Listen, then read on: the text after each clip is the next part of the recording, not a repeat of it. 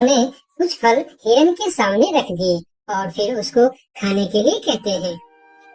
तुम लोगों का बहुत बहुत शुक्रिया, मुझे बहुत भूख लगी थी।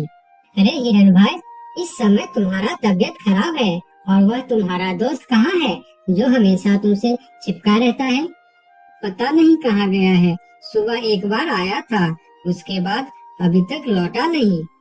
हाँ, उसने सोचा होगा कि तुम्हारी बीमारी में सेवा करनी पड़ेगी, इससे अच्छा तो हम भाग ही जाते हैं, इसलिए वह गायब हो गया। अच्छा दोस्ती निभाया उसने। नहीं नहीं, ऐसा नहीं हो सकता, वह मेरा बहुत अच्छा दोस्त है। ऐसा ही हुआ है। हमने कहा था ना कि वक्त आने पर हमारी दोस्ती की अहमियत समझेगी। यही वह समय है। उनकी बात सुनकर सोनू हिरन को बहुत दुख हुआ। फिर वह वहाँ से चला गया। धीरे धीरे शाम हो गई, लेकिन हाथी का कोई अता पता नहीं था। हिरन की तबीयत में भी कोई सुधार नहीं हुआ। अगले सुबह फिर से वह दोनों हिरन के घर पर आए। आज भी दोनों ने हिरन के लिए कुछ फल लेकर आए थे। हिरन बहुत खुश होकर खाने लगा। उसे अपने आप पर शर्म आ रहा था कि जिन जानवरों को वह बुरा भला कह रहा था, आज मुसीबत में वही उसके काम आ रहे हैं। वह हर बार उनका शुक्रिया कर रहा था और माफी भी मांग रहा था। फिर थोड़ी देर बात करके दोनों वहाँ से चले गए।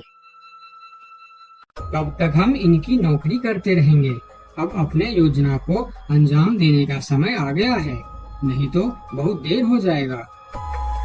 हाँ, तुमने बिल्कुल ठीक कहा। अब हमें और समय नष्ट नहीं करना चाहिए। आज ही हमें कुछ निर्णय लेना ही पड़ेगा। चलो चलते हैं शेर सिंह के पास। शाम के समय जब हिरन अकेला था, तब हाथी वहाँ पर पहुँचता। उसको देखते ही सोनू हिरन को बहुत गुस्सा आ गया। क्या देखने आए हो यहाँ? यही कि मैं जिंदा हूँ या मर गया? ऐसा क्यों बोल रहे हो दोस्त? मेरा पूरा बात तो सुनो। मुझे दोस्त कहकर मत बुलाओ।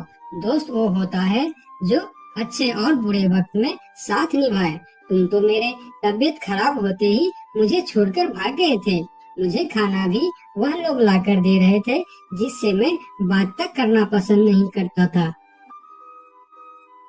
तुम्हें अभी तक कुछ भी पता नहीं है, इसीलिए गुस्सा कर रहे हो। मैं तुम्हारे साथ छोड़कर नहीं भागा था। मुझे पता चल चुका था कि तुम्हें डेंगू बुखार हो गया है और तुम्हारे पास सिर्फ 3 दिन थे। मैंने घर में इसके दवाई रखे थे, लेकिन जब मैं घर पहुंचा तो वहाँ दवा न जाने कहाँ गायब हो गया। मेरे पास समय कम था,